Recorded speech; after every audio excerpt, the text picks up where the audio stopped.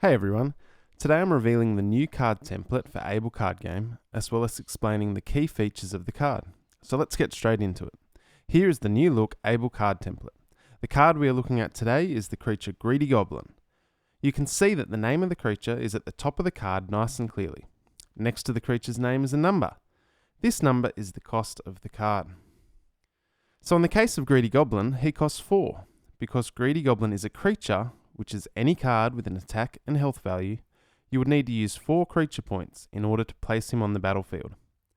In my last video, I discussed the resources used in Able, so check that out if you want to learn more about that. Greedy Goblin is part of the core set, which is made clear by the colour background, being grey, but more importantly by the symbol next to its name. The outline of Berry is on all core set cards to identify the set you are looking at. Knowing what set cards come from is important, as it lets you know what cards you can use in your decks. The great thing about the core set is that cards from this set are allowed to be used in any deck. At the bottom of the card is the ability text. Greedy Goblin has the ability Embark, draw 2 cards. The keyword Embark means when the creature hits the battlefield, or you can think of it as when the creature embarks on their adventure, when they set out for battle. So that means when Greedy Goblin is placed on the battlefield, you draw 2 cards. There are many different abilities and keywords which I will explain in future videos, but I also have information about the abilities outlined on the Able Card Game website. Sometimes an ability will trigger at the start or the end of a turn.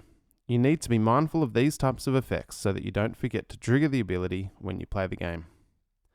Above the ability text, we have a few other bits of information to take note of. First is the type of creature. Greedy Goblin is a goblin. Who would have thought? This information may be important, as there are card effects and abilities based around creature types. You can form strategies based on the types of creatures in your deck. If you wanted to build a goblin-themed deck, you could gather together your goblins and then see what works best. The set number is next. Greedy Goblin is number 80 in the set. Well, I'm not actually sure what number he is yet, so I took a rough guess, but the set numbers will be finalised when all the cards are finished. You can also see the rarity of the card. There are 3 rarities in my game: common, rare and golden. When building decks, you can include 3 of any common, 2 of any rare and only 1 golden. So that means I could place 2 Greedy Goblins in my deck if I wanted to, because it is a rare card. By having this restriction on deck building, I am able to create card abilities that may be considered objectively more powerful. We also have the artwork for the card being the main focus and 2 numbers on either side of the art. The left number represents attack and the right is health. One simple change from the past design is that the health number has a green background, so it's really clear now that it is health of the creature. This was one of the main suggestions for improvement during playtesting, as people were always getting mixed up, so I'm glad to have made that change. Let's take a quick look at a few other cards. Alpine Drake. Alpine Drake is another creature. It is a dragon creature with the flying ability. It has 4 attack and 9 health and is a rare card. Farmer. Farmer is a 1-cost creature that has the Embark ability Add a Carrot to your hand.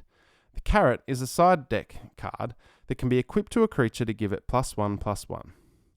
Farmer is a human creature and is common in rarity, so you could include 3 farmers in a deck. Armourpiercing. The next card, Armourpiercing, is an action equip card. Notice how there is no health or attack value on an action card. This equip card costs 1 action point to play and gives a creature +2 attack. Equip cards are placed underneath the creature when playing a game. Burn Potion. The last card to look at today is Burn Potion. This card is an action instant card, and so it has an immediate impact on the game, and then the card is discarded. It is a common card that restores a creature to full health if they have been damaged by burn. It also removes the burn effect so that the creature no longer takes any damage. So what do you think of the new design? I wanted to create something that was clean and uncluttered so that when people sit down to play the game, they wouldn't find themselves too confused by it. Let me know what you think in the comments section below. Be sure to like and subscribe. I'll see you next time.